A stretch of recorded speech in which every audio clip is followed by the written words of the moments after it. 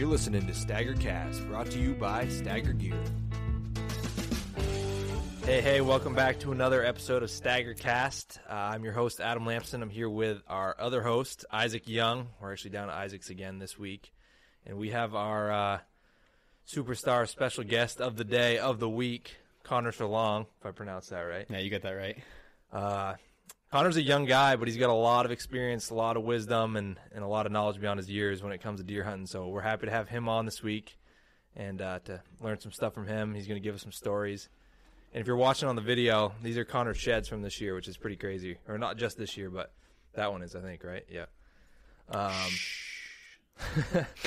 But to kind of dive into it, I want to turn it over to Isaac because you're from what, Royalton, Devil area, Central Vermont, yeah. And then Isaac's from Southern Vermont, but you guys kind of become friends over the last few years. So Yep. How did you guys link up? Well, it's actually a pretty funny story. There's an area down here in Southern Vermont that I've been hunting pretty much my whole life, and I was up there in it was like midsummer. I was up cruising the back roads. I was going to go out and hang a camera or whatnot, just getting myself in the woods. And I see this Toyota pickup truck with a bunch of, hunting stickers on the back of it. And I was like, who in the heck is this? Up in my territory. Up in my honey hole. Yeah, up in my honey hole. And I didn't really think much of it. So I went about my day and, did my scouting mission or whatnot. And then later that night, I was on Facebook just scrolling, and I see a picture of this kid with a background that I definitely recognized. Really? And I messaged him, and the rest is history. He kind of let me know that his grandfather had a camp up in that area back in the day, and he was doing some scouting was your cousin? Yeah, my cousin that day. Yeah, and it's just funny how we met. It was like a fluke thing, but we've been good buddies ever since. So you saw his truck. Yep. Didn't talk to him in the woods that day. No. You just happened to find him on Facebook later and said that's... Yeah, we bumped into each other, a week or two down the road, or maybe a little longer than that. Yeah, where did we... I don't remember. Same road. Oh, yeah, you're right. Yeah. That's pretty crazy, then. It is kind of a funny story. You guys just from there started filming together and hunting together and all that stuff? Well, we'd been friends. Yeah, we were friends on Facebook, and we had the same passion as each other, so we just kind of... Yeah, we started... We talked for a couple of years, and then we started this past season. We hunted together a little bit, and, So this was your first year hunting together? Yeah. So you guys had met each other in the woods, and then kind of grew from there. So you had a video this year... And you were hunting, and you were following with a camera, correct? Yep, that's right. And that was rifle season?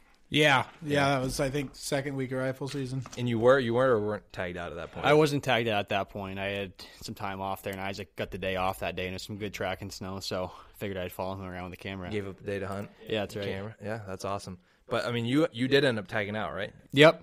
Yeah, the following day, I actually had some luck there. Isaac talked me into going back out, so... I went to a new piece and cut a buck track about a mile or two into the day, and he took me up towards another mountain, but then he ended up turning and swinging back around, and it went back up the way he came, and I ended up bumping into him on top of the mountain there. He had gone down over the back side and chased some doe around, and I bumped him out of his bed coming up over the top. Really? And I think he just heard me coming up through, so once I found his bed and his bound marks, I snort wheezed a few times and let out a couple of grunts.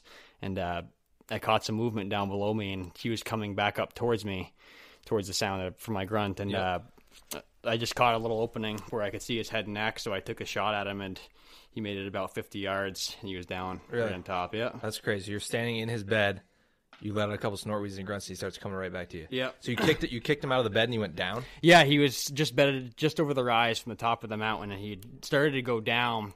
It looked like, but he kind of veered back up towards me. Yep. And I think he just heard me coming up over the top of the hill and jumped out of his bed and then stood there. And he probably heard me snort, wheeze, and grunt, and that brought him back up. How many miles were you in that day, would you say? I think that was 3 or 4 miles into when I shot him. Yep. And that's a pretty good day then. Yeah. That's not too bad. Yeah, that was probably the worst drag out that I've had, though, is by myself up and over the backside of the ridge. Oh. All down. So did you have to go up and then over? Yeah, I went up and then hit an Appalachian trail and dragged them out that for a little ways, and then I was able to drop down the backside that I'd originally started from. That's all. So. That's all state forest in Vermont. Yep. Yeah, that's that was crazy. all national forest land. So at least you had a hiking trail to hook onto there. Yeah, that certainly makes helped. it handy. Yeah. Some of the areas I hunt up north, it's the same way. You can usually grab a trail not too far off. Right. Did you have any help, or was it just you? No, it's just me that day. Oh man, that's brutal.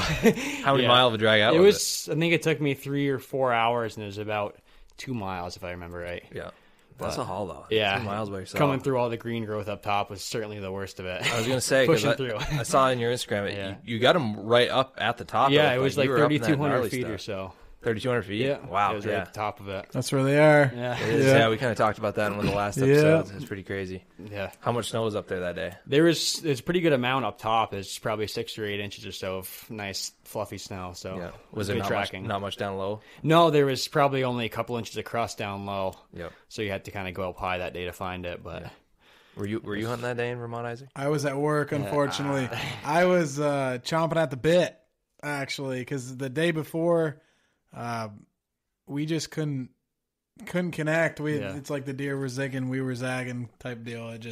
And that was that video? That was that video, You yeah. were on a big one. We were on a big one, but it was just weird. We were trying to do some funky stuff on him because it was actually kind of loud, so we were like swinging on him a bunch, and then he got in with a bunch of deer, and they were just all over in there. It wasn't like it was like they were running circles basically, and we just couldn't connect. But then timing was off the whole day. Timing was off the whole day, yeah. And Connor, the following day, I'm at work, and he's sending me Snapchats on a buck track. Oh, I'm getting close. Like everything, I'm like, oh man, I wish I was out there, But I only get a certain amount of time to do what I do, and that's part of the game. Yeah, you capitalize on it later in the season. Yep. So kind of going back to that Vermont buck. So did you already have a New Hampshire buck down at that point, or was that your first buck of the year? Was your Vermont one? I already had that New Hampshire buck down. I got him November 13th. And an Ohio buck. And then okay. buck. So we got to rewind here then. Yeah. You can go back a little ways. So you had a banner. Let's talk New Hampshire, and then I actually have some questions for you about Ohio and how it relates to up here. But so your New Hampshire buck you got November 13th, you said? That was November 13th, yep. Bare ground? Bare ground, yep, sitting. What's the story on that? Yeah, so I'd been after this deer for quite a few years now, and every picture I'd had of him, he was always coming from one direction. So I just, over the years, been scouting kind of further up that way and ended up finding a nice little bench up there with a lot of buck sign the year prior. So coming into this year, I knew I wanted to get up in there to check it out, see if they were still in there. And opening day of muzzleloader season this year, it was a washout, so you could sneak around and be quiet all day. So I decided to cover some ground, and I went up into that area again and found it was all tore up. And some big scrapes and big tracks all around up there. So I figured I'd like to go up in there and sit a full day at some point when I had time. So when Sitting the whole day? Yeah, I was going to sit there the whole day. Cause that's not easy. Yeah. It was a nice little shelf and a lot of buck sign around in there, so I had confidence in there, in that spot. But I got back from Ohio, and I had all my stuff packed up to go sit in there that following day. And I hiked in there, and I got set up just after daylight or so, and I wasn't there very long, and I could hear a deer, what I thought was a deer coming, and I sat there and I kind of spun around and got ready, and next thing I know I can just see his rack come up over the spruces right in front of me, about 40 yards or so, and I almost rushed my shot, but I talked myself into waiting because I knew he was going to keep coming towards the scrape that I was sitting on. So as soon as he took a few extra steps there, I had a decent shot on him. So I shot him, and he went 30 yards or so, and he was down right in front of me. Really? So up on that bench was it like a wicked scrape line, or did you have like it was drops up there, or is it just kind of a natural area? It was just a natural little bench area, and there was a lot of scrapes leading up to there, and just rubs kind of all going up to that bench.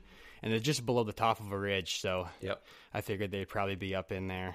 That's pretty cool. Or something. Yeah. How'd you end up finding that spot? Was it just putting miles on? Yeah, just miles on the spring and winter scouting. Yeah. Just finding some good big scrapes, whatever, the good looking branches around. And so you were sitting there how long, you said? I got in there probably just at sunrise, and he came through at 8 o'clock or so. I probably wasn't there for an hour. So you didn't have to sit all day? No, I didn't have to sit all day. I had all my stuff with me to be there all day, but I didn't have to. So that was a weekend, wasn't it? Yep, I think that was. I believe that was opening weekend of rifle. Yeah, because I was hunting in Vermont that day. Yeah, I'm pretty sure I was with my buddy Gilly, and I got the snap early. Yeah, and you're like, big buck down there, you're freaking out. Awesome. I was pretty surprised when I saw him coming through. I hadn't seen him at all in person, just lots of trail cam pictures, and then I had found his sheds. These are his sheds right here. Prior. Yeah, these two right here. These two are his sheds. Yeah, from the year. We'll post from for those that are listening. We'll post a picture of those to the Instagram page after. But that's great. So did he still have this little drop to him? Nope, that drop was gone. It was just that 1 year, and I don't know if it's from this little injury in his antler here. He had a hole in the bottom of it. Yep. I don't know if that caused it or what, but Pretty unique set of antlers, though. What did that deer score? This year, he scored a 137. Wow. These sheds, I'm not sure what they scored. They're pretty beat up, but... Probably we'll looks have like them at least. 120s. Yeah, probably, I'd say. How old do you think that deer is? He was aged at 6.5. 6.5? Yeah. Wow, that's impressive. Yeah. That's White Mountain buck right there? Yep. That's crazy. Yeah. Is it relative to the area that you kind of beat around in, Isaac, or Not really. No, man, there's just some giants over there in New Hampshire. It's crazy. Yeah. Yeah. Is that like your favorite place to hunt in New Hampshire? Yeah, I'd say I spend most of my time. time in New Hampshire, really. I haven't done too much scouting in Vermont in the past few years. Yeah. Just been focusing on a few main areas down there and putting my time into it. How many cameras are you typically running out in New Hampshire out that way? Quite a few. Probably 20 to 30. Really? Yeah, Wow. just a couple different areas. So That's so I many. have it covered pretty well, yeah. Yeah. I said the same thing, 20 to 30. Yeah, last about that. podcast, 20 to 30. You get a good idea of what's around and where they like to travel and where they show up on cameras and whatnot. So you kind of get an idea of where they hang. Mm-hmm. We'll come back. We're going to come back to some more scouting and stuff, but I guess we're just going to keep going backwards in time because you got your might as Vermont well. buck. Yeah. Yep. You got your New Hampshire buck, and then you said you got one in Ohio before that? Yeah, I got one in Ohio the first week in November, actually. We've been going out there for a few years, just hunting state land out there. And we got out there, I think it was the 5th or something. Yeah, November 5th. And the first day there, we did a bunch of scouting, me and my cousin. And that first night, I just happened to sit along an old clear cut with some fresh sign coming out of it, and a decent little 7-point came out. So that was the first night. And then we stuck around there for a few extra days to see if my cousin could have any luck. But he had a broken leg at the time, so he couldn't get around like he was hoping. So is that Bo or was that? That was Bo, yeah. That was Bo. That's pretty cool. So you been going down to Ohio for a while? Or yeah, I've been out there for 3 or 4 years now. I've actually had some pretty bad luck out there. I've seen some nice deer, but just never in the right spot at the right time, that type of deal. It happens. Yeah. But, what kind of like brought you to go out there? Just seen it all? Yeah, I just saw online. I wanted to try the Midwest and just see what it's all about. So I started up in northeastern Ohio, and it wasn't very good up there. And then you keep reading things about southern Ohio, so I went down there to try that. And there's definitely some big deer around down there for sure. Is the southern portion of that more big timber, or is it more up north? Is it more timber? Yep. No, it's a lot more big timber down in southern Ohio and more hills, similar to Vermont. Yeah. Pretty similar. Would you say that like your experience hunting Vermont, New Hampshire, Maine, the Northeast in general is like, do you think that's helped you as far as figuring out deer down there? Or you think it's like totally different?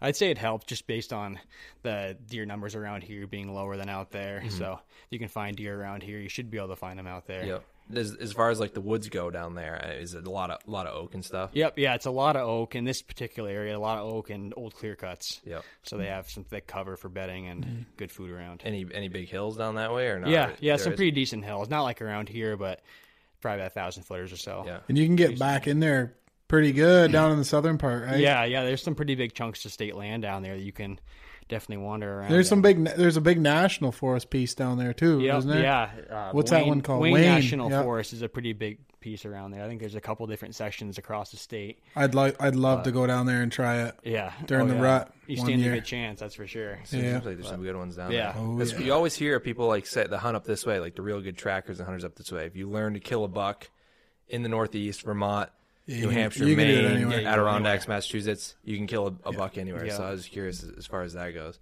Yeah, that's for sure. Huh. Yeah, no, that'd be cool to try out one day. Mm-hmm. It would be. So, Connor, let's talk about your 2020 bow kill. Yeah. Because that wrapped up everything this year, right? You got your Vermont buck. And your Massachusetts buck. Mass buck. Forgot. See, when you shoot 4, it's hard to even remember. Yeah, I can't keep track of this guy. Yeah, you had a banner year for sure. Yeah. But you want to like walk us through the mass buck real quick, even though I was there? Yeah, sure. So me and Isaac had been hunting mass and Nate quite a bit there the last week of the season or so. We just were bouncing around, hitting new areas, trying to find some good sign. And the last day of the season, we went into this spot and we were just kind of sneaking around. There wasn't any snow or anything, so we're just kind of tiptoeing. And I got into a lot of buck sign up on this ridge, so I just kind of working my way down the ridge and happened to stumble into a nice little 6-point that jumped up out of some mountain laurel. So I was able to sneak around on top of the ridge and cut him off, and I was able to get a shot into him. You got some killer footage on that deer, too. Yeah, sweet. Yeah, that was a fun hunt. If you guys haven't seen that video where Connor's actual kill shot and the follow-up and everything, that's on Isaac's YouTube channel, so check that out. I've never seen a deer bleed so much with a muzzleloader shot than that deer. Yeah, Woodman. That was Yeah. crazy. I know. Woodman. Pretty impressed with the You Woodman smoked that irons. thing. Yeah. Jeez, you run a 45 or a 50 That was a cal? 45, yep. Yeah, that And seems like the way to go now. Oh, yeah. It sounds like it. That was the first deer I'd shot with it, so I was pretty Oh, impressed. they with the crank whitetail. them. They crank them. Yeah, that's great. The way to go. You were just creeping up along that ridge, right? And then did you see the buck over the edge? Is that what he was? Yeah, I was just sneaking along, just grunting every now and then when I break sticks or whatnot, and I happened to hear something jump up down below me, and I saw him coming up out of some mountain laurel, and I couldn't get a shot at first because he was kind of in some brush, and then I ended up circling up and around him to cut him off. That was pretty cool. You see, you hit a shot. sprint. You're up on the ridge. You see him go, and then you drop back, hit a sprint, go up the ridge, and then you somehow get ahead. yeah, of him It's and you get a very crack. unique footage. I don't think I've seen anything like it on YouTube. Well, I figured if he'd heard me walking up there, he probably was going to go, so I figured I'd try to make myself sound like a deer walking up there and walk over the edge and see if I could see him. So That's crazy. it worked so out. you cut back, dropped over the edge, and then ran up. Yeah, And I ran up to cut him off, and then Was he already ahead of you as you got up there, or was he kind of coming by you? he was just out in front of me, kind of heading by me. He so didn't, he it is didn't brought. seem like he was too spooked, was it? No, I think he could just hear something, and he wasn't sure where Yeah. it was coming from. And Yeah. then he heard the grunting, obviously, mixed in. So And he was right in Kind that of mountain laurel confused. stuff. yeah, he's right on the edge of the mountain. That Laurel. seems like is that the ticket down that way? As far you get those ridge tops with the mountain laurel. Yeah, they love that stuff. It's funny though. It's like you'll hit a certain point in Massachusetts where you start getting into that stuff. Okay. And north of it, it doesn't grow. Really? Yeah, I mean north of it's good hunting too. Yeah. I mean it's all good down there. And I think mostly because of the way their season lays. And Yep. I mean that's a whole discussion. But I mean you get down in that mountain laurel, they definitely have a really good advantage. Yep. Basically, Yeah, This you're is not just sneaking through it, that. it is a crap hole. Yeah, it's Really? nasty. Oh, it's nasty. You can hardly get through the stuff. And the Catskills, what Mm-hmm. we talked about a little bit on the last podcast, that's full of mountain laurel. Really? I've heard Pennsylvania is full of mountain laurel. So there's just a line that comes right across there. pretty south much. of it, Yeah, there is yeah. mountains And it's funny because down where we were hunting is down in same. Is it latitude? Is that the one that goes this way? yeah, latitude. Yeah, same. Sounds right. Same latitude as where we were kind of, and yeah, so it's a line right there. Something about, I guess Really? you get just north of that. I don't know if it's sunlight or So you're north of Where- that, and the ridge tops are open, Bare. hardwoods. Yeah. Open And hardwoods. As soon as you go Wide south, open. it's all hardwoods, but it's just thick. Yep. I remember seeing that the first time. I can't remember. It was a while ago. Someone posted a picture, and it was covered in snow, but it's still green. Like, 'cause Yeah. it just never drops leaves. Yeah, they And never it's lose like- your leaves, so it stays thick all year round. and they just bury themselves in it. Yeah.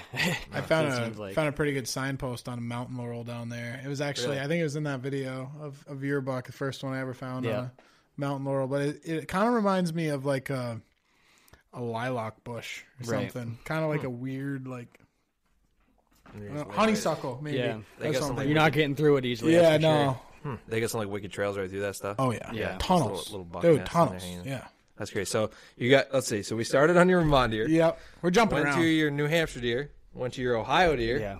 Went to Massachusetts, and then you said you got a doe, right? I get a doe, Yeah, yeah. yeah. Usually Doe. early season, I like to start out Dude, down in yeah. New Hampshire and try to get a doe to knock the rust off and get some meat in the freezer. So Hell of a five season. deer year. Hell of a season. Kids are savage. Can't keep up with this These guy. kids are savage. Can't keep up with the story. Should see him. Yeah. Holy. Jeez. So let's talk about your 2020 bow kill because I think that is pretty impressive. He made Pope and Young, correct? Yeah. In the he was Northeast. young? Really? He made Wow. Pope and Young. He was 130 and some change. What did he net out at? 128? I think it was either 128 or 129. 120. So, I mean, Pope and Young's net 125. Yeah. That's one of my dreams, personally, is to get a Pope and Young deer in the Northeast. That's it. Kind of a coveted little thing. But you actually had some history with that buck. Yep. And you hunted him for how many years? He was just, I think I hunted him just 2 years. Or a year and a 2 half, years, yeah. yeah. So, yeah, run us through. Yeah, so Yeah. I'd been scouting this area quite a bit over the years, and I had found a couple of big scrapes in particular along some thick cover. And running cameras all that summer, I had pictures of him around that area. So I knew he was around, and then I figured come October, November time, he'd probably be hitting those scrapes. Yep. So I just kept tabs throughout the season on those scrapes there to see if he was at them. And he didn't start hitting those scrapes until mid to late October time. And that was all at nighttime. So I wasn't even hunting in there, just staying out of that area. I was hunting around there, but not over those scrapes. Yep. And then come late October time or so, he started showing up there pretty regularly. About every 1 to 3 days or so, he was hitting that scrape, it seemed like, just on the edge of daylight. So I knew I had to be in there for when he slipped up and came in there in daylight. So I sat there, I think it was 3 or 4 days straight, dark to dark. And on the last night that I had to hunt there before leaving for Ohio, he actually came through at 17 yards about 30 minutes before daylight, so before dark. So yeah. That's crazy. So is that's White Mountains area as well? Too? Yeah, yep, that was all the White Mountain National So I mean, Forest. This is a tracking podcast and stuff, but the way that Connor goes about finding deer throughout bow season all the way through tracking is the same. It doesn't change. Was he up on like a shelf like your other deer, or was that? Yeah, he's kind of up on a little knob. Yeah, not super high up in elevation, but all in big woods though. Just area that he was running.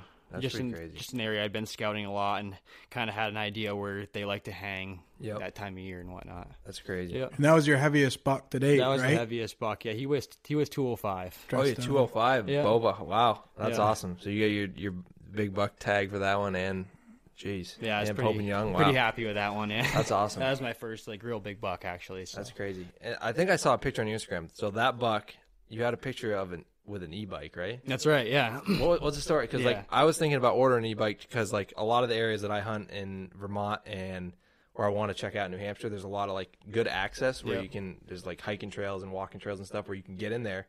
I feel like that's going to save you so much time. How did that play in for you? Yeah, that was a big part in just scouting and learning the areas, just being able to get back in there a lot further and easier than having to hike it in there every time.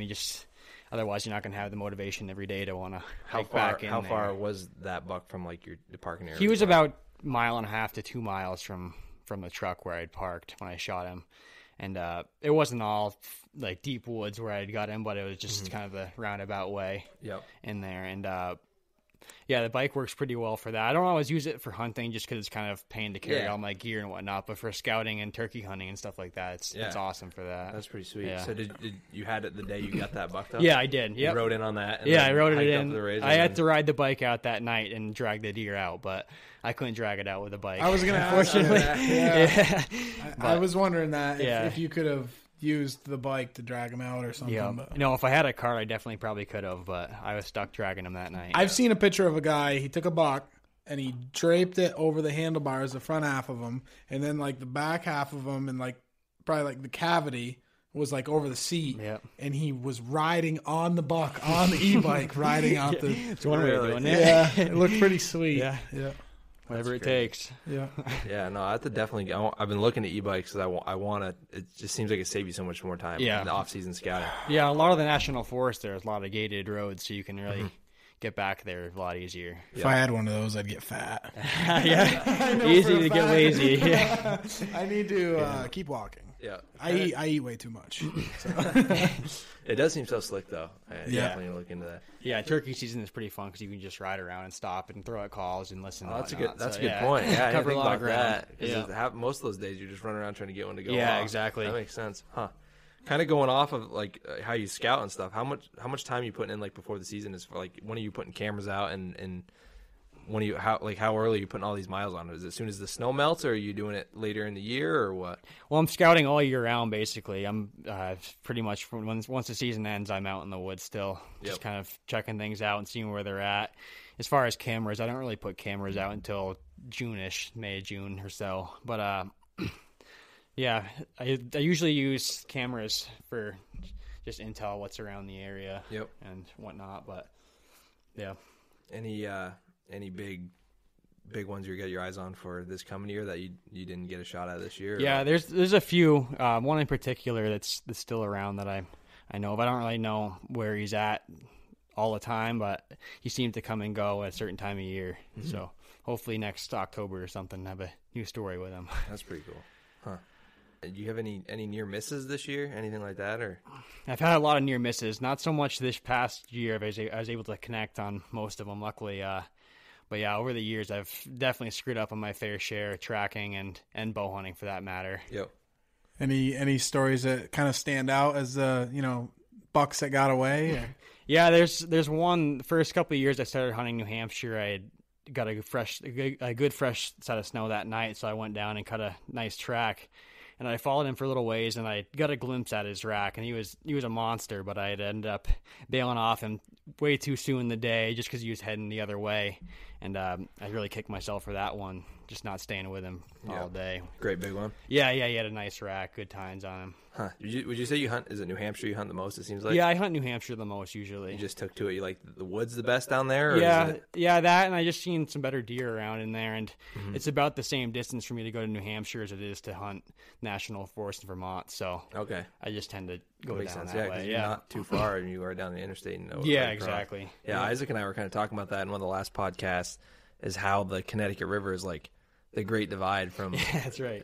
With rack wise, it's and like you're living proof of that. I mean, you look at some of these sheds here on the table, like, for like this one right here, the one I'm holding up, we'll post a picture of after, but you don't see much of that in Vermont. That's crazy. Yeah.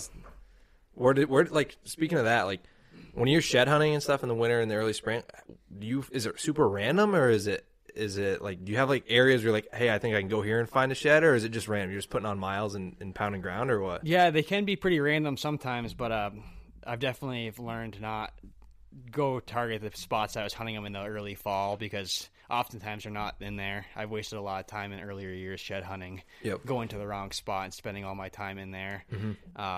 It's really a good idea, or really best to try to find them in the winter time to see where they're hanging, and then go and target those areas. Okay. And I like to look for like spruces or oaks nearby and cover and feed and close to each other. Yep. Those are the best spots I seem to find. I was going to ask you, is it like, you seem like, is it like the sheds you find, are they mostly all in like a general area, or are they kind of, you like have to go from like one area to another, or like they all kind of group up in those mountain areas together, or is it? Yeah, I've seen to find a couple of them grouped up, but usually it's just kind of spread out, whatever it seems like. How many sheds do you say you find a year? Oh, it all depends. Your best year? Yeah, last year, but my best year I think I found 15. Oh my God. That's pretty good. And good ones. That was too. a lot of In miles. the Northeast. Yeah, that was Come a year of on. COVID, so I had a lot of time Man. off from like March. 15. Yeah. How many did you find a year, Isaac? I've found 3 sheds in my entire life. And one of them was this year. One of them was the one this you found in year. Massachusetts. Dude, I'll tell you, well, he's next level shed hunting. Next level. I don't know Vermont's what a different story when it comes to I'm finding telling sheds. you. What's the secret sauce? What are we missing out? You know what? What's Isaac and I You've missing out? told me before, you grid. Yeah. He grids. Oh, you grid. Yeah. I am not a gridder. Okay, yeah, me either. I have no patience for gridding. Yeah. But I just go point A to point B and hope that I find one, and that's Stumble across one. probably my issue. Yeah. I mean, you are literally, you I said zigzag, you yeah. take a bank with oaks or something, and you'll literally go up, come back, or zigzag, or whatever you do. So you're just doing swaths. Yeah, he's gridding the woods. It and seems stupid sometimes to be walking right next to where you walk, but you'd be surprised at how many times you've walked by them and you didn't see them going one way. So I just really like to grid search and just zigzag. If I find a spot with lots of good sign, I'll search the hell out of it, just zigzagging back and forth. Just spend the whole day. Yeah, up spend in the this whole one day area. sometimes. Yeah, and I use Onyx Tracker a lot to see where I've been. See, I'll run that's that smart, throughout too. the day, so you can kind of see where you've covered and where you haven't. Where you so you can haven't. go back Yep. into those spots that you haven't been into and try to. That makes sense. I Yeah. mean, you're committed to it for sure. Yeah, I it's spend a lot of time. It's doing something that I want to get better at. I really, truly want to get better at because I love shed antlers. Yeah. I Oh, think it's so they're cool. so So cool. cool. And especially to get like more history with the bucks that you're hunting. You know, but It's It a builds great a time to story. scout too. yeah. I've never shed hunted out of state, which I'm going to this year. Yep. So I think that's going to be kind of the difference because Vermont is a different animal. Yeah, Oh, sure it's- is. You know what I'm saying? It's like it seems like a lot of the bigger ones are probably still back in the mountains when they shed them around here before, if they even go to a yard Right. or a There ain't southern much for might yards. stay There's back really in the not much for mountains all yards. winter. No, so Huh. Do you have a shed dogs or just you? Just No, it's just me. Him. I'm the He's shed the dog. shed Yeah. Yeah. yeah, I'm gonna freaking leash him up and take him out next time. He'll be my shed Yeah, dog. that's awesome. But no, it's lots of miles. I usually start, like I said, right around now. Yep. And just go every weekend or every chance I get. Even in the deep snow, or you kind of just started. Yeah, it depends. If I know it wanted to drop, if I had pictures of it, whatever, I'd go in the deep stuff. Okay. But usually I like to wait until it's pretty much melted, maybe a little bit on the ground because you can kind of follow trails in and really see where they'd been still. Yep. That's pretty helpful. But That's crazy. How many match sets you found? probably 4 to 5. 4 to match 5. sets, And yeah. then usually just a bunch of singles. Yeah, a lot of singles. I have a hard time trying to match them up. Jeez. So 15 was your best year, and that was last year, you said? That was 2020. 2020, yeah. That was the year of COVID. How'd you do in this past year then? This past year, I found a handful. I didn't do very good this past year. You found a boongie up in Maine. Yeah, I found a pretty hog ski. Yeah, that was a big one. I found it up in Maine. It was laying in a brook actually, and it was a couple of years old, I'd say. It must have been frozen in because the squirrels had chewed off all the tines on. They were sticking out of the ice. He was a Gahibo Horbus. Yeah, that's what he was. Yeah, he was a big one. He must have been in the 60s. Yeah. At least 160s. Yeah. Really? That big? Wow. Yeah. Big, huge. Nice maybe. long beam, yeah. Yeah. You do much moose shed hunting, or is it mostly just deer? I don't. I mean, I wouldn't mind, but there's really not too many moose around the area I am. So you don't I really want to have drive any way luck. up. Yeah, I don't have much luck finding those. Yeah. How much would you say like your shed hunting in the spring and in the winter helps you as far as once the season comes around? I'd say that's paint helped the me. picture for you? Yeah, I'd say that's really helped me a lot the last few years. Yeah. I've spent so much time throughout the winter and spring and even summer for that matter, just out in the woods, seeing where they are and finding the sign and whatnot. That it just seems to help me out come fall. Yeah. And then it kind of paints a picture where you're going to put cameras and stuff. Yeah, right? yeah, exactly. You're Right. out there looking for sheds and you're seeing the sign and finding scrapes and all that. So it's also it just wraps right back around into fall. So this giant shed we have here on the table, the one that Connor just found, you had that buck on camera this year? Yep. Yeah, I've had him on camera for a few years now. That's crazy. And have you found his sheds before? Or is this the first year? No, this is the first year I found him, and it was actually right in the area where I was hunting him. Surprisingly. Wow. And you ever have any run-ins with this buck this year? Yep, I had seen him once in end of October time frame or so. Isn't that nuts? Crazy, Horn. He was just cruising on a bench above me, and I had my bow, and I couldn't get a shot at him. So. Did you see you, or was he just cruising through? Nope, he was just cruising through. I'd grunted to him once, and he stopped, but he wasn't interested in that, so he kept going. Wow. You even got some little some bark down in the horn. Yeah, still still holding some bark on there. What do you think that buck scores? Got to be 150. Yeah, I'm sure he's probably 150. Higher end of 150s, probably. Giant. Yeah. Well, Connor, switching gears a little bit back to camera stuff. What do you like to run your cameras on specifically? I've had the most luck on scrapes. Right. You really find those big scrapes that are just hammered year after year with good licking branches. And if they're in the right area where the deer are all year, they seem to hit them all year. In some spots, they come on and off. Like come October or so, they'll be hit. But certain scrapes I have, they'll be hit in April, May, June, all through the summer into the fall. Really? So. All the way through? Yep. Big community scrapes, huh? Yeah, it just takes a lot of miles just to find those scrapes. But Yep. once you find them, they seem to produce. Cameras at least. So I mean, if you're attacking a new area as far as that goes, are you just putting on miles to find the scrapes, or are you going to kind of like target more geographical stuff, or just? Well, I look at both, but usually start out on X, whatever, like you were saying, looking at topo maps and start that, and then once you get boots on the ground, you kind of follow the sign around, see where it leads you. Yep. Go from there. You hunt Maine at all, or are you just mostly Vermont and Hampshire? Last year was my first year up in Maine. My grandparents have a camp up there, so I did a little scouting up there in the summer and put a couple cameras out, but didn't put a whole lot into it last year, but I plan to this year after just having some good bucks on camera last season. So that's pretty cool. Any luck this past year? No, I didn't see any bucks when I was up there. I'd seen some doe, but nice to at least see a deer when you're up there. Is that where that camp? Are you Eastern Maine or Western Maine there? This is coastal Maine. Okay. But northern, like there's northeast. still some big woods. Decent chunks of woods. A lot of cedar swamps around there. Pretty thick woods. But seems like those best racks in Maine coming from those coastal areas. Like I saw one on Facebook, I think it was a couple weeks ago, and it scored like it was 183 or something like that. His cameras were nuts. Oh, you had some great super mags. Really? Oh, I'll show you after this. There's some pretty nice ones down there. No way. That seems crazy. Like you touched on that last time about how the closer you get to the ocean, it seems something about it, man. It's salt there. Yeah, I don't know what it is. The closer you get to the ocean, though, in the Northeast for sure. Big bodies on those ones you had on camera, or was it more rack than anything? There's one with a good body, but they definitely rack. have some nice racks. Yeah. Jeez. Did you crack a New Hampshire buck last year with a rifle, or was it just the bow one? Last year I think I missed one during rifle season. I tracked one around and took a crack at him, but I never caught up to him during rifle season. So just the bow buck last year in 2020. That's pretty cool. Kind of going back into tracking, like when you have a perfect tracking day and you're getting out of the truck, are you heading towards those like community scrapes where you're looking for a track, or are you just kind of striking off? Usually tracking them often in the new areas, so I don't really know where those scrapes are. So I'll just kind of head off and have a big route planned out for the day. Maybe make a big swing up on a mountaintop or down through a swamp or something, just to try to cut a track. But usually not so much drawing on cameras come tracking time. Hey, a quick word about STAGR Gear. We're a new company coming out this year that's making products specifically designed for hunting and tracking in the Northeast. We got some sweet, innovative products that are built with Big Woods heritage, but have some modern twists and tweaks to them that are really going to give you an advantage out there. So you can check us out on Instagram or Facebook, or you can go on our website, www.stagrgear.com. See you out there. All right, kind of diving back into it. I want to hear some tracking stories. I want to hear some buck stories from Connor. You got anything, most memorable hunts, anything off the top of your head, that some killer stories for us, or what? Yeah, so first one that comes to my head that really got me into tracking was I was down in New Hampshire one year and cut a fresh track.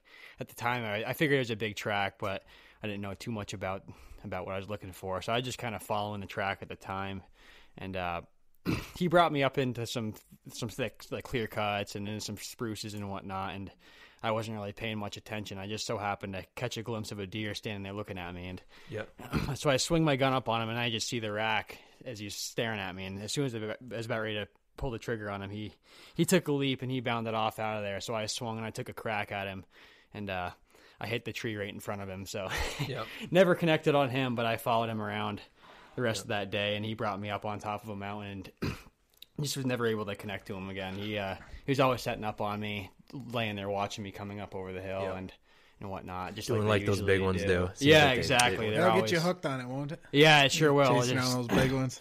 Yeah, but you chase one day and you're pretty much hooked then. Once you have a run in with them, fall in love with it. Yeah, definitely. There's something to it that certainly brings you back for more. So that was the first buck that you really tracked? Yeah, that was the first one that I really tracked and got an opportunity to see and to shoot at. So what was the first buck you killed tracking? The first buck I killed tracking was in Vermont, actually. It wasn't a very big rack buck or anything, but I went out behind the house and I cut a fresh track there in the snow from that night and followed him for quite a ways and bumped him once. And he went back down over a ridge towards a road where it's normally all posted up down there. So I didn't think I could go down too far. And he ended up getting in some doe and chasing them around. I just so happened to catch him running by me chasing a doe. So I was able to get a few shots off at him there. That's pretty cool. Yeah, so that was the first one tracking there. I haven't gotten too many tracking, just a handful, but it's a lot of fun though. Yeah, you know how to find them better than a lot of people, so it's impressive. No matter how you get them, really. If you're big woods hunting, you're tracking or you're sitting there doing still hunting, whatever, you can find the deer. I mean, you look at the sheds on the table here and you know how to find some deer. Yeah. Oh, man. Yeah, you put your time in, that's for sure. Yeah, and a big part of it is putting time in. I'm fortunate enough to be able to take a lot of time off in the fall since I work for myself throughout the spring through fall. So I'm able to put a lot of time in spring scouting and summertime and even fall hunting them. So that certainly helps and plays a big part into being successful that time of year. That's handy for sure. Yeah. You got to be willing to put the time in. Put the miles that's for in. sure. That's what deters a lot of people. I mean, whether it's up to them. Like, I mean, a lot of people got to work. They don't have the freedom in their schedule as far as like we do and you do as well. Yeah, absolutely right. But yeah, you just got to make the most of what you have. Kind of keeping the buck stories rolling here. I want to hear about Isaac's haircut buck, right? You had a video of it up on YouTube. I remember you talking about it was a good one. What's the story behind that one? So unfortunately I didn't get that buck, but it was the second day of Vermont's rifle season, and we got snow in the higher elevations around here, and I took off early that morning trying to cut a track from the road, and I couldn't. So I started pounding up through the mountainside, trying to cut one on foot. But we had gotten all the snow that night, so a lot of the deer were very localized. They were in the area that they'd been bedded up. You know what I'm saying? It was hard to find a track just because the snow was fresh. And I ended up about 5 miles into the day. It was only like 9 o'clock. I cut a big buck track with a doe in a notch of a mountain, like pretty high up, probably around 3,000 feet. And man, as soon as I cut the track, I knew he was right there. And I didn't even track him really. I was just scanning, looking for him, and You knew he was right. yeah, I knew he was right there. There was beds. I saw like 5 beds, like a minute after I cut the track. Like they were just right in there. Yeah. So I was just creeping along. Looked to my right. I thought I saw a black bear. Just see big black looking thing, big shoulders, and I look, and it's a buck, a big buck. You know, I could just see big frame. He was digging a fern, and he was facing right at me. And I'm way up on the mountain. The wind's doing funny stuff. I can feel it on the back of my neck. I can feel it on my face, swirling all around. And I had the bead right. I was holding my peep sight, the front bead. I had it right between his front shoulders, kind of on his back. Trying to push one right. Trying to put one right down through, but I was waiting. I was like, oh, maybe he'll turn, but he just kept digging that fern, and I was like, man, I can't wait, because I just had one little window down He's facing through. you? Yeah, he was facing me, and I just had one little window to him. So it's like if he took 2 steps to the right, he was gone. If he took 2 steps to the left, he was gone, because everything was covered in snow. So one thing I've learned over the years, just in hunting in general, is if you wait too long, a lot of times your chance is going to just go away. You know what I'm saying? Sometimes you just got to make it happen. And that kind of was ringing in my head. Yep. I'd only had been watching him for probably 30 seconds, but I mean, that's, that's a long time watching. That's a long time watching a big buck on top of a mountain. You know, they're pretty, pretty sneaky creatures. So I ended up touching one off. The buck humped right up and took off running, and I figured I put a good shot on him just the way he acted, but I got over to where he was standing, just a big tuft of hair. No blood. Like, no blood, nothing. I'm like, oh, crap, So I start following him, and he ran for quite a ways, and probably 200 yards from the spot where I had hit him, he was waiting for me, and he saw me coming and ran. Did he go up? Got up above you? Yeah, he got up above me. And hindsight being 2020, and I kind of took this away from this situation. If I would have just waited at the spot where I had shot him, he probably would have come back looking for that doe. Yep. Within an hour, I bet you. Because that doe was still right there. I ended up spooking her when I was going over to look at, to see if I had any blood. She just went just a little bit out of the way. Yeah, she just ran. So she went left, he went right up the hill. And Yeah, because I gave him a haircut, and it probably didn't feel the greatest. But he didn't know where or what did it. And if I would have just waited, man, he would have come right back. And that's something that I kind of learned, that if you make a marginal shot, or maybe even miss one, that's with a doe, and you're in kind of a funny little spot like I was, swamp up on a mountain, just wait, because he's going to come right back looking for it. Especially if that doe is right, That's right. And they're just so dumb that time of year. I was so worked up. I was so full of adrenaline. I was just kill. Like that's all. That was all. I was gonna stay on him. Gotta get him. The way he humped up, I thought I punched one down into a lung or something. But I should have known. I should have known at that angle that if he didn't flop right there, because you would have been coming through the shoulder blade, breaking back. Or, still, in the moment though. In the moment, but it's like you learn something every day, but. Gave him a sweet pinstripe down the side. Yeah, I got a bunch of pictures of that buck this year. Actually, I had a couple cameras up in that area, and he's a good one. He's still after you shot at him? No, I actually checked the camera the day that I hit him, and I had seen pictures of him from this year, and I actually haven't been back in that area since that day. Yeah, was he at 8 or what? He was an 8-pointer. Big Vermont. Yeah, probably 115-inch 8-pointer, but body size was the big. Yeah, he's a good boy. He's over 200. Something to look forward to for this year then. Yeah, for sure. But I mean, the way she goes. It's the way she goes. You don't get them all, man. No. If I had $1 for and kind of going back to what you were saying, when you were saying like I got to shoot this deer. Yep. When it comes to tracking and hunting more in the Northeast, it's crazy how fast things go down. Like it seems like when you're hunting in Vermont, Maine, New Hampshire, like you see a deer and it's like 3 seconds. Yeah. Even if that deer is like even that deer doesn't know you're there, Right. unless like you're catching it in a bed or whatever. But, like 2 seconds goes by and that thing's behind a wall of spruces. You're never gonna see that deer again. Yep. So Yeah, you have to capitalize. oh yeah, you on gotta your shoot opportunities. when you have your chances, and you gotta be Yeah. able to think fast. It's Right. When you're tracking or you're still hunting through the woods, it happens so fast. And I think a lot of people that maybe don't hunt this region don't understand exactly how fast Yeah. you have to go down. Versus like if you're sitting in a farm field somewhere Midwest, not shitting on them or anything like that, but like it goes down so fast in the big woods, it's crazy. Yeah, you gotta be on it. you gotta be twitchy. You gotta be on the game. You gotta be when the opportunity arises.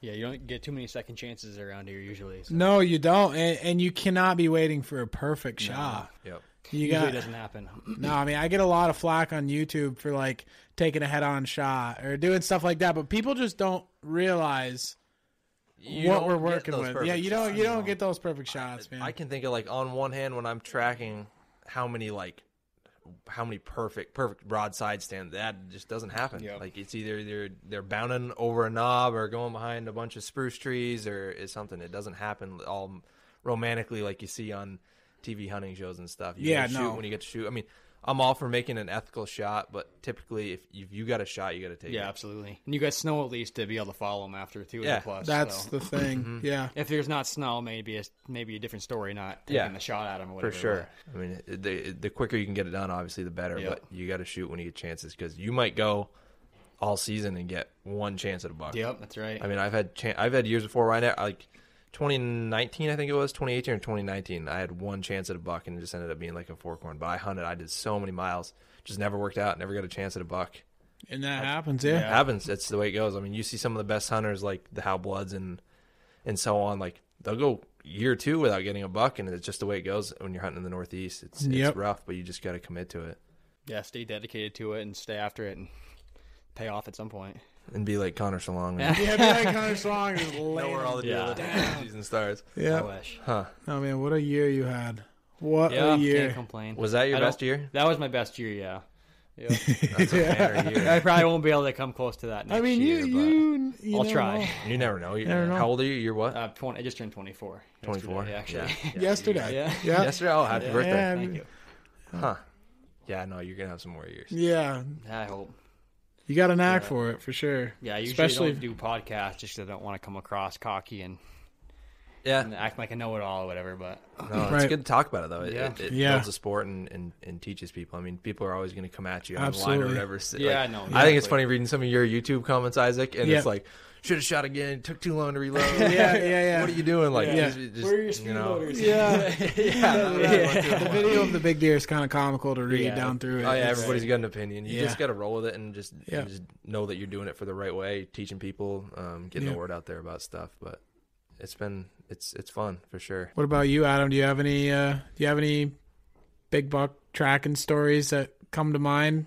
I mean, we can go over the one I did this year if you guys want, real quick. Yeah. The one you shot? The one I shot this year in Vermont ended up being an 8.156, I think it was. And that was the Tuesday of the first week. And I think it was similar to Connor's where we just got that snow, but it was mostly up high. Yep. And kind of where I hunt up in northern Vermont, more like north central, kind of Mansfield area. And there's a lot of hiking trails down low. So that morning I got out and kind of tying back to what you say, I have a shelf up about, it's probably 2,800 feet on the lower side up to about 3,000. It's just this like long mountain shelf that kind of tapers up. And there's always a wicked scrape line up there. And I can almost always get a buck track up there. I've shot 2 or 3 bucks that I cut from that shelf in that piece of woods. I've cut their tracks there and followed them from there. So I went up to that shelf and kind of up above that shelf, it's like there's like a little knob where there's always a group of does, it seems like, hanging out. So I get up there on that shelf, and the snow stopped at like 5 that morning, and no tracks on that shelf, nothing. Scrapes hadn't been hit, nothing like that. So I kind of start looping, go up around that knob, and I kick a doe off that knob all by herself, surprise. Nothing with her, did a loop around that knob, just her tracks coming in and then her tracks going down. She was going straight like down the mountain kind of towards the way where I just came from. So I'm like, well, that's a surprise. Usually you always get a buck track up on this shelf, but it didn't work out. So I started doing some zigzags where I'm dropping down to like 2,600 feet and then going up to like 3,300 feet up in the green growth stuff. And usually if you can't get a track on that shelf, you can usually, that whole mountainside, you're going to cut a buck track coming down or or going up or something like that. So I went down, nothing. I went back up to 3,300 feet, nothing. Went down again, nothing. Went back up again, nothing. So it's like, I think it's like 9 at this point, and I've probably done, I don't know, 4.5 miles. I was moving pretty good. Have you cut any tracks at that point? No, just that doe. Yep. So nothing. So I go up. This is my second or third zigzag up. Get up in the green growth, nothing, and then I start cutting back down. I'm like, all right, this is gonna be my last cut down on this spot, and then I'm gonna head towards the back of the valley because there didn't seem like there was a whole lot going on this side where there usually is. So I get about halfway down on my last zigzag, and there's a track coming from where I just came from, almost like that direction. So I'm like, I just kicked this deer off. It wasn't like running track, but it wasn't walking. It was kind of like trotting. Like that in between speed where they're kind of just like bebopping through the woods. So I'm like, I must have just kicked this on my last zigzag and just didn't see it. So I get on that buck track, and it's a good one. It's not a giant one, but a good Vermont mountain buck track. Absolutely. And I go maybe, I don't know, quarter to a half mile, and get up to like this little rise, come up over the rise, and I see a deer, some movement going behind like a wall of spruce trees, like 6 foot, like Christmas trees. And as it's kind of bounding, I see a main beam swing out. So I'm like, yep, there it is. Pull up, crack a shot through the Christmas trees, get down there, and there's a bunch of hair and like 2 tiny specks of blood. So I'm like, oh, I hit it. But like, it was like white hair. Like, I don't know if it was belly at that point or like almost, how it's like white like right there on the back of the arm. So I'm like, oh, I don't know if I got a leg or under. So get down there to that, look around, and I go maybe 80 yards, and kind of in that area, it's shelfy. So it's like shelf, and then it drops like 100 yards, and it shelfs out again, drops 100 yards, shelfs out again. So I get down to that next shelf where the track's going, and there's like 1 speck of blood, like every, I don't know, 50 yards there. Go like 100 yards, there's like just a few specks of blood. Look down over the next shelf, and on that next shelf down about 100 yards, there's a deer facing me, looking back up at me, and its head's like in like a pine tree almost. Can't see its head very much. So I pull out my binoculars, things like 100 yards staring at me. Pull out the binoculars, look. I'm like, yep, main beam. Look at the tracks. Yep, tracks going right down to it. So I'm like, that's the buck. Pull up. Forgot to flick my safety off. Pull. Nothing. So I flick the safety off. Still standing there. Shoot. And thing like flinches, but still standing there. Missed it. I don't know what I did. I don't know if I pulled on it or whatever. Rack another one and put it right on it. And at like 100 yards, if you're using a peep gun, like that front peep or the front bead is taking up the whole chest of the deer. So like you're hoping for the best, but like, usually 100 yards, you're still pretty good with them. Yep. Shoot, thing does the death kick, jumps up. I'm like, all right, yeah, I got him.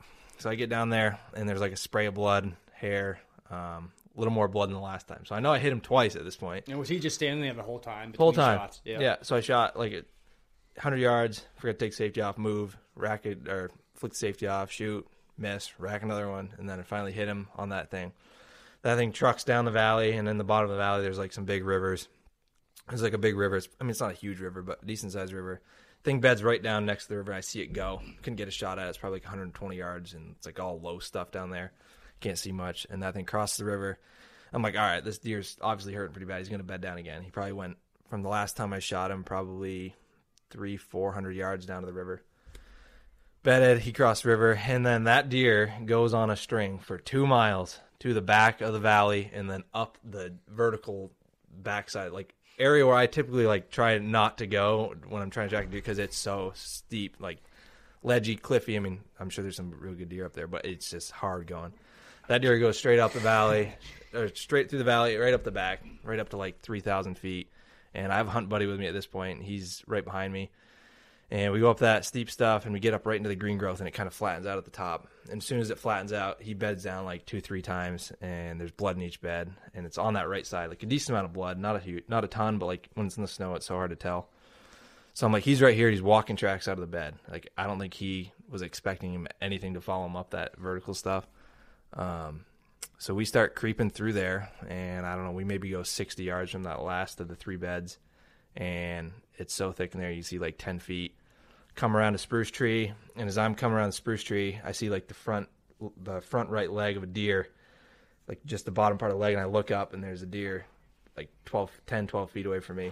All eyes, and I can see the main beam, and I was like, yeah, that's him. Pull up and shot him at like 10 feet, and it was pretty crazy, and that was it, but right up in the green growth. That's awesome. Yeah, that's Do you have a awesome. long drag out of there? Yeah, it was probably 2.5 miles, but Oh, I mean, yeah. we dragged down that ridge probably 3/4 of a mile and then hit a hiking trail, which Nice. isn't bad. But Mm. by the time we got back to it was an awesome Yeah. experience. You usually don't get to shoot deer that close unless you're Isaac and Yeah, you and shoot that it high and they run up. at you. Yeah, right. Over. But yeah, I dragged it out, and there wasn't like hardly any snow once we got down to the truck, which is crazy. It's crazy how much that little bit of elevation yeah. snow like Right? killed that deer up at 3,000 feet, and there's like 6 to 8 inches of snow. You get down to the parking lot like 800 to 1,000 feet, and there's like a dusting. It's like crazy. Do you have a deer cart? No, I should get one though, especially man. if you're hunting areas that got like the trails and stuff. Yeah.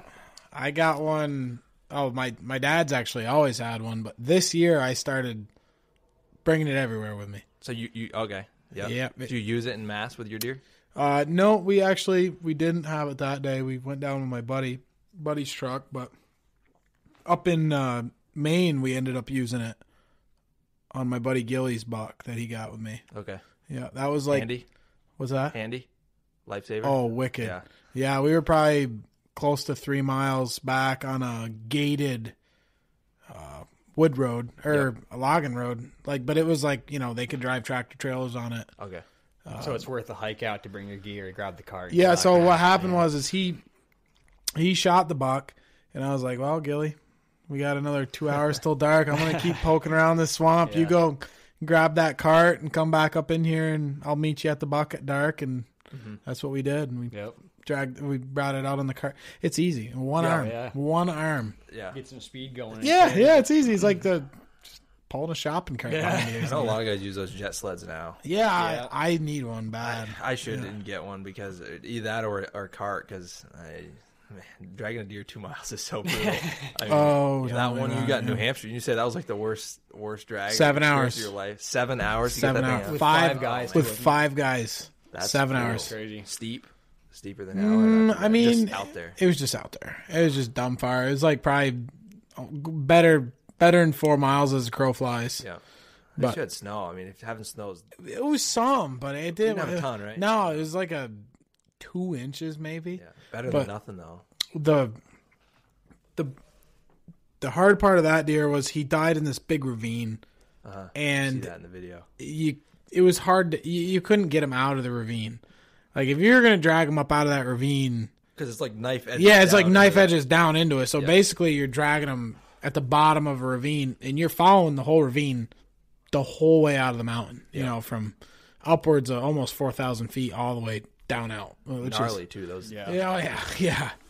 That's crazy. Yeah, and then the Rugged last 100 feet of the drag was across a really big river, Really. like a really Get- big river. Get real wet. Yeah, I had me and my father-in-law had to float him across. Oh, really? That waist deep? deep water. Not a mountain stream. No. Oh, a No, river. it was a big river, but I mean there was no way around it. Yeah. We could have drug him like 2.5 miles up along the river to a bridge, but it's like at that point You're it already was down there. Get across. dude, it was like 7:00 at night. Yeah. I'm completely exhausted. Pitch black. Yeah, I'm 13, 14 miles in at this you've been point in the dragging all day. day. I've been dragging all day. I mean, when I had shot that buck, I was 6, 7 miles in, so I mean, I was just whooped. Yeah. Did you Done sleep for for. 3 days after that? Oh man, dude. Yeah. It's the best hard work you ever do, though. Oh my gosh, I got home. Yeah. You appreciate it. I mean, Yeah. how was that getting that 200-pound bow buck out? I mean, that was bare ground. You said what? That was 2 miles back. No, it wasn't that far back, but it was by myself, and Yeah. I had probably about a 3/4 mile drag out or so by Still myself. brutal though. Yeah. Bare ground is brutal. Yeah, but just pick your gear up, walk forward, leave your gear down, go back, get the deer, Yeah. pull it up to your gear, and do it all. That's what over you're again. doing? Just yeah, back and just forth, back and forth? back and forth. Yeah, That's crazy. yeah. Huh. Whatever it takes.